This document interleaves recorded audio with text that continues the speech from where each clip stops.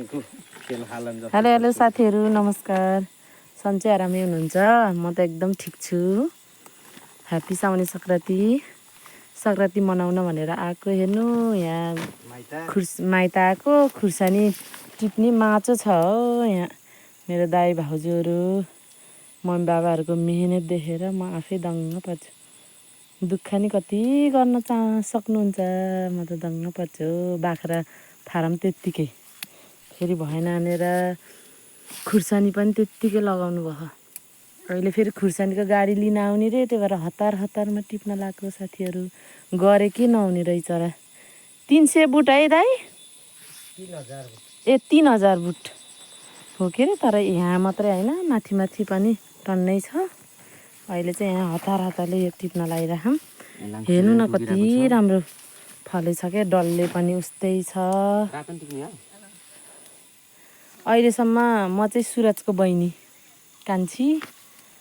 अनि अहिलेसम्म सुरजले भिडियो बनाएको चाहिँ देख्नुभएको थियो होला है।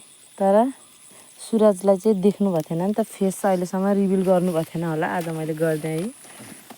झोला बोकेर ट्याक्क गाउँले जीवन यस्तै छ। गाउँको झोला फेरि ल देखाइदिनु त दाइ एकचोटि गाउँको झोला। ल गाउँको झोला यसो हाम्रो दाइलाई पनि साथ सपोर्ट गरिदिनु होला। लाइक कमेन्ट यसो सेयर गरिदिनु होला। जे भए पनि दाइले गाउँमा केही गर्छु भनेर आँटिसक्नु भयो। दाइको प्रगति देखेर, दाइ भाउजूहरूको प्रगति देखेर मलाई पनि धेरै खुसी मिल्छ। यो म नि खुर्सानी टिप्न आएको छु। लाउ त सानो हो तेरि। ल साथीहरू झगडा हुन्छ अरे, हात नलिने अरे। सही हो हुन त। हेर्नु न कतिचोटि बेच्नु भयो दाइ अहिलेसम्म? 2 चोटि। हेर्नु त कस्तो लपक्कै फलेछ। यस्तो दामी भएछ क्या। राम्रो हाम्रो भाउजू मेहनती भाउजू। मेहनत गर्न पर्छ साथीहरू, नहुने त केही रहेनछ। हामी त बजारमा बस्यो, अल्छी गऱ्यो, के गर्नु। गाउँघरमै यस्तो हो। बाख्रा फारम पनि सम्हाल्नु नै भयो। फेरि भएन भनेर यत्रो खुर्सानीहरू लगाउनु भयो। म त दङ्ग पर्छु साथीहरू। हाम्रो भाउजूलाई न माइत जाने फुर्सद हुन्छ बिचरा, न केही हुन्छ। यस्तै छ। हेर्नु न यस्तो राम्रो दाइ पनि हो, गाममा जाने फुर्सद नि हुँदैन। दाइलाई चाहिँ कहिले पानी पर्छ भनेर बस्नुहुन्छ हो दाइ त। आज पानी परेको दाइ एक राउन्ड गाउँ डुलेर आउनुभयो। यस्तो छ साथीहरू। पानी पर्दैछ चाहिँ बाख्रा चराउन पर्दैन नि त दिउँसोमा। अनि त्यही भएर हुन त अब यस्तो यसरी गाउँघरमा आफ्नै घरबारी यसरी गरेपछि विदेश त किन पो जानु पर्यो र साथीहरू, होइन र?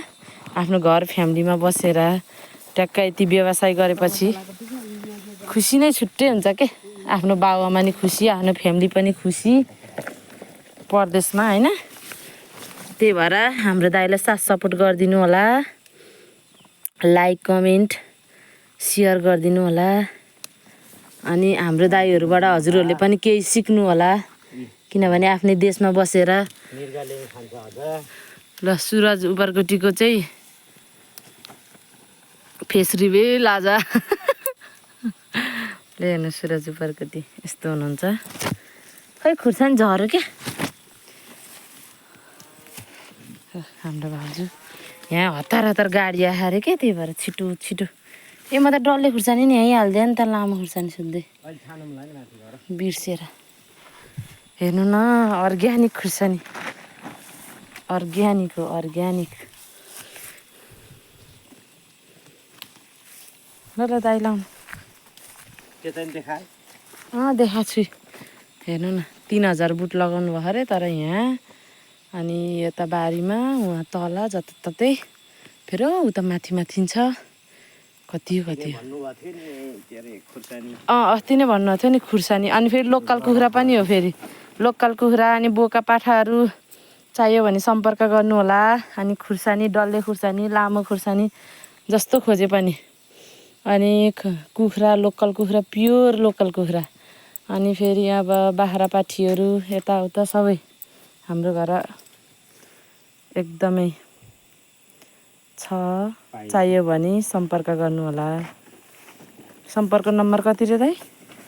9806671021। हो यसमा कन्ट्याक्ट गर्नुभयो भने 9806 एकदम तपाईँले भने जस्तै खोजे जस्तै रोजेर पाउनुहुन्छ है त गाइज। ल त अब म पनि यस्तै चाडबाडमा हो आउने।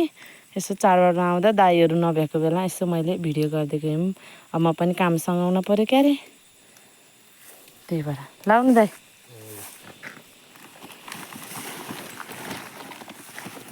ल त अहिले एकछिनमा फेरि सानो भिडियो गर्नु पर्ला।